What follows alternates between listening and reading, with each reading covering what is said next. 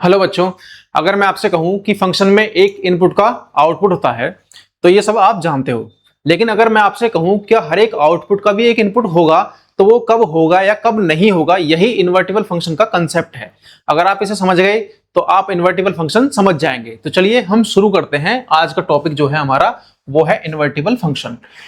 Invertible function को समझने से पहले हम एक बात समझते हैं। मान लो मेरे पास कोई भी दो सेट हैं, एक ए है एक बी है, और हमारा जो फंक्शन डिफाइन है एफ वो फ्रॉम ए सेट ए से बी पर डिफाइन है, from A to B define है। अगर मैं इसका कोई भी एक एलिमेंट लूंगा एक्स तो मुझे यहाँ पर एक इमेज मिलेगी, हम उसे बोलते हैं एफ एक्स या फिर हम इसे वाई भी बोलते हैं।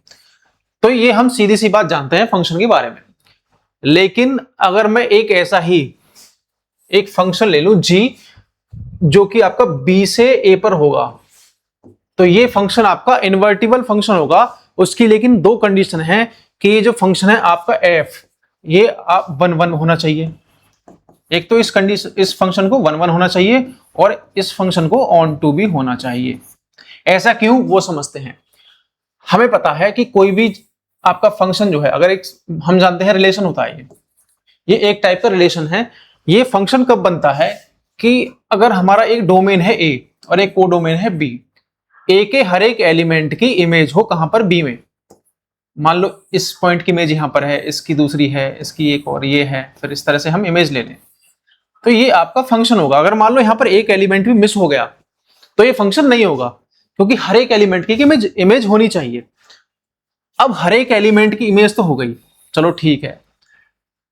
ऑन टू होने के लिए क्या है कि बी के हर एक एलिमेंट की, मान लो मेरे पास कुछ एलिमेंट्स हैं बी के, इनके हर एक एलिमेंट की कोई ना कोई प्री इमेज भी होनी चाहिए, प्री इमेज भी होनी चाहिए, तो ऑन टू फंक्शन होगा।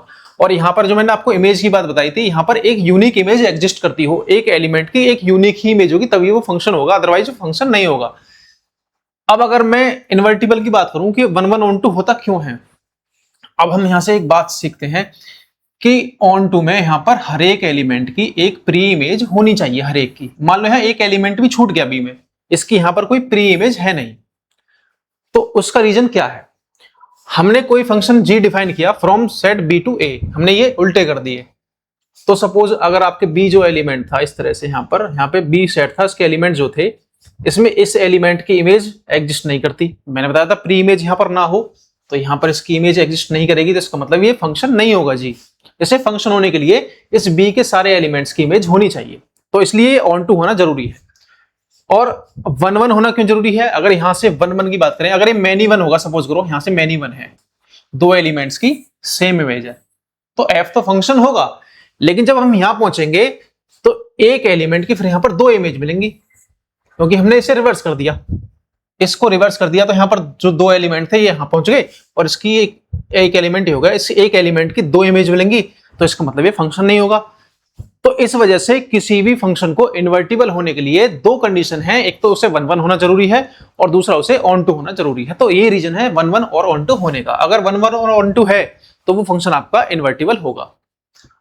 और एक कंडीशन हो रहा है, अगर आप, हमने अभी कंपोजिशन ऑफ फंक्शन पढ़ा था पिछली क्लास में, अगर हम GOF निकालें और FOG निकालें, फॉग और गॉफ निकालें, तो इसमें यह है अगर GOF आइडेंटिटी ऑफ A आ जाए and FOG identity of B आ जाए तो ये फंक्शन आपका इन्वर्टिबल होगा। ठीक है। अगर हम गॉफ निकालें तो आइडेंटिटी ऑफ ए, यानी आइडेंटिटी इसकी फंक्शन की। अगर हम फोग निकालें तो यहां पर आइडेंटिटी ऑफ बी आ जाए तो ये इन्वर्टिबल फंक्शन होगा। ठीक है। अब इसके बेस पर हम एक एग्जांपल, चलो पहले एक एग्जांपल देखते हैं। हम क्या काम करते हैं, हमें फंक्शन गिवन है, हम इसे पता करेंगे 1 1 होगा और ऑन टू होगा। 1 1 अगर 1 1 और ऑन टू है तो इसका मतलब ये फंक्शन इन्वर्टिबल होगा और हमें एफ इनवर्स फाइंड करना। देखो एफ एक्स है हमारे पास, दिस इज 2x प्लस 3। हम दो इमेज लेते हैं fx1 एंड fx2 और हम इन दो इमेजेस को इक्वल कर लेते हैं। हमने ये पढ़ा था कि अगर दो इमेजेस इक्वल हैं तो उनके करस्पॉन्डिंग एलिमेंट भी इक्वल होने चाहिए। तो हम यहां पर पुट करते हैं इसको 2x plus 3 equals to x1 and 2x2 plus 3 से 3 कैंसिल आउट, 2 से 2 हो जाएगा मल्टीप्लाई में, तो ये आपका x1 इक्वल्स टू x2 आ जाएगा। तो हमें पता चला कि अगर दोनों इमेजेस इक्वल हैं तो उनके करस्पॉन्डिंग एलिमेंट्स भी सेम होंगे, तो इसका मतलब ये वाला फंक्शन आपका 1 1 हो जाएगा। और अगर हम यहां से चलें 2x + 3 को हम y मान लें, हमने इसे y मान लिया, तो हम यहां से x की वैल्यू निकालेंगे तो वो क्या आएगी, y - 3/2। तो हम क्या देखते हैं, जो x की वैल्यू आ रही थी, x क्या था हमारा, इस डोमेन का कोई एलिमेंट था, y यहां से था, तो इस x की वैल्यू y की हर एक वैल्यू के लिए डिफाइन है। यानी कि अगर हम y की कोई भी वैल्यू उठा लें यहां से और यहां पुट कर दें तो x की वैल्यू डिफाइन होती है। वहां भी रियल नंबर है, इधर भी रियल नंबर है, ये भी सेट ऑफ रियल नंबर्स है और ये भी सेट ऑफ रियल नंबर्स है। तो इसका मतलब अगर मैं यहां से कोई भी y की वैल्यू उठाऊं और यहां पुट करूं तो x की वैल्यू जो आएगी वो हमेशा रियल नंबर ही होगी। तो इसका मतलब यहां से कोई भी एलिमेंट उठा लो तो उसकी एक प्री इमेज मिल रही है, तो इसका मतलब ये होगा कि ये फंक्शन आपका ऑन टू होगा। और ये फंक्शन ऑन टू होते ही जो हमने x की वैल्यू निकाली थी y - 3/2, और इसे हम किस तरह से लिख दें, हम y को क्या करते हैं x - 3/2 लिख दें, तो ये आपका इन्वर्टिबल फंक्शन होगा। यानी इनवर्स जो होगा, f इनवर्स, वो होगा x - 3/2। तो ये इनवर्स फंक्शन आ गया। तो ये आपका इनवर्स फंक्शन f इनवर्स जो होगा ये आपका R/R, यहां उल्टा हो जाएगा ये वाला, ठीक है। तो इस तरह से हम इसका इनवर्स फंक्शन निकाल सकते हैं। अब एक थ्योरम हमारे पास, if function f from a to b is 1 1 and on 2, हमें 1 1 और on 2 दिया है, then prove that the function is invertible function. Invertible function कब होगा, तो वो देखते हैं। हमें गिवन है f a function from a to b, हमें ये गिवन है, इसका मतलब 1 1 है, तो f x1 equals to f x2 होगा, ठीक है। तो एक एलिमेंट हमने लिया और दूसरा एलिमेंट लिया, इनकी इमेजेस ली हमने, तो ये दोनों इक्वल हो जाएंगे। तो हमें प्रूव करना है कि इन्वर्टिबल है। इन्वर्टिबल होने के लिए हमने अभी एक कंडीशन पढ़ी थी कि जो आपका GOF है या फिर तो ये आइडेंटिटी एलिमेंट ऑफ A आना चाहिए, और FOG जो है ये आइडेंटिटी एलिमेंट ऑफ B आना चाहिए। हमने पीछे वाली बात पढ़ी थी। तो अगर हम यहां पर कोई भी एक फंक्शन, चलो fx ले लेते हैं, fx इक्वल्स टू y, हमें पता ही वाली चीज होती है। अब हम निकालते हैं g ऑफ,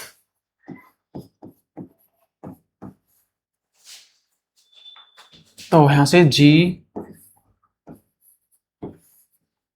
और हमने पढ़ा है अगर कोई फंक्शन g b से a पर डिफाइन है, अगर हमें फंक्शन f a से b पर है तो फंक्शन g b से a पर होगा। यहां पर कुछ इस तरह से होगा, g of y equals to आपका x होगा, ठीक है, क्योंकि हमने y b का एक एलिमेंट उठाया, इस पर ये फंक्शन g अप्लाई किया और हमें x a का एलिमेंट मिला।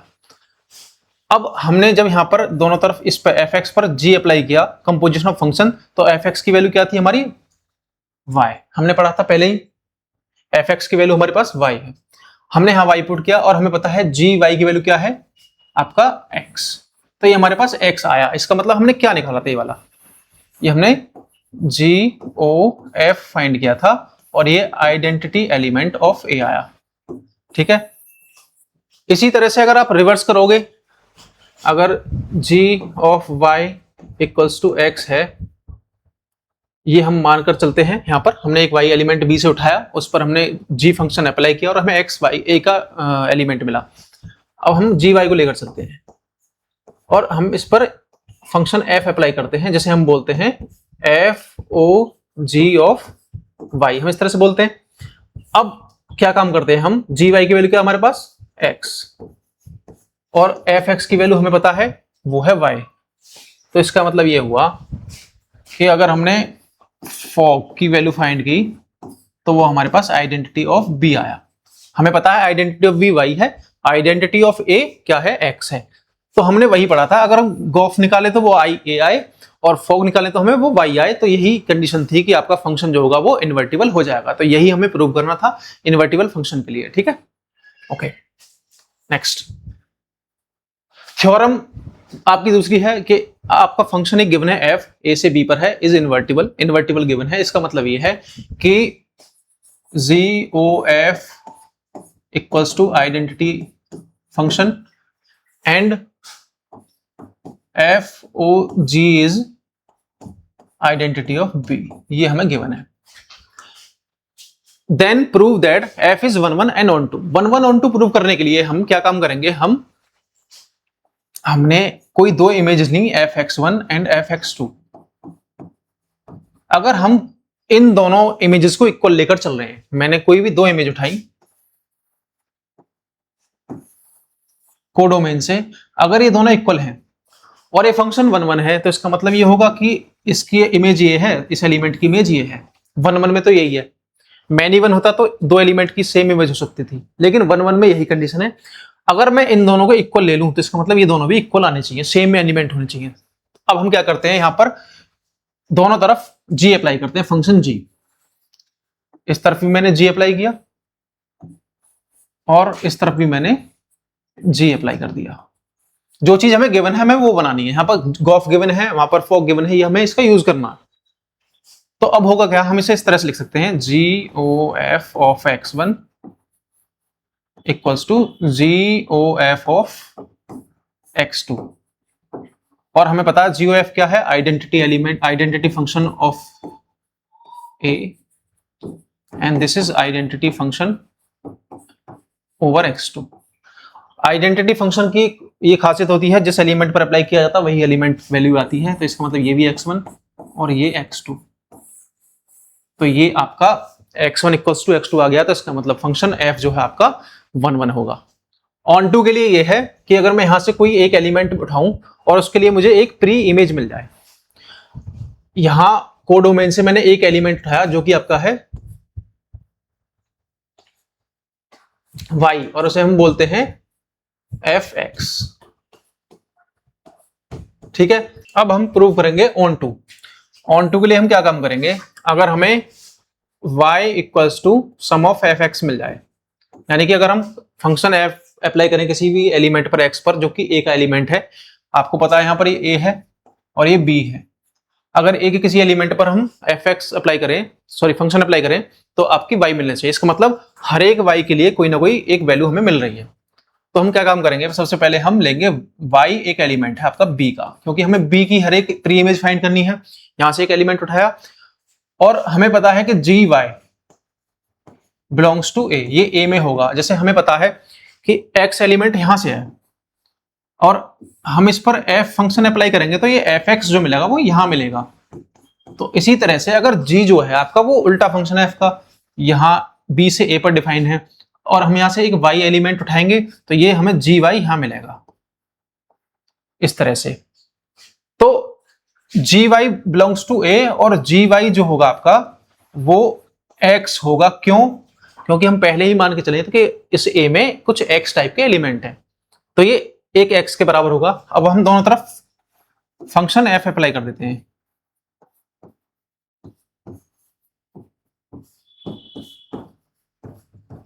चलो ठीक है। अब यहां पे हम जानते हैं ये आपका x होगा और ये आपका y हो जाएगा। तो y इक्वल्स टू fx आया हमारे पास। इसका मतलब ये हुआ कि y जो है आपका कहां से है, इस b से है, और x कहां से है आपका a से है। तो हमें हर एक y के लिए एक ऐसा x मिल रहा है जो हम फंक्शन अप्लाई करें और y की वैल्यू आ जाए। तो इसका मतलब ये वाला फंक्शन जो होगा आपका ऑन टू होगा। तो इस तरह से हम ऑन टू प्रूव कर सकते हैं, ठीक है। नेक्स्ट क्वेश्चन है हमारा, देखो वही कंसेप्ट याद रखना हमें।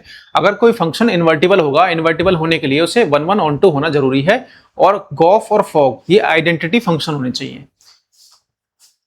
इसका मतलब ये हुआ आइडेंटिटी फंक्शन होने के लिए अगर हमने फंक्शन f अप्लाई किया तो हमें g का एलिमेंट, y का सॉरी b का एलिमेंट मिला, और हमने g अप्लाई किया तो वापस हम उसी पॉइंट पर आ गए।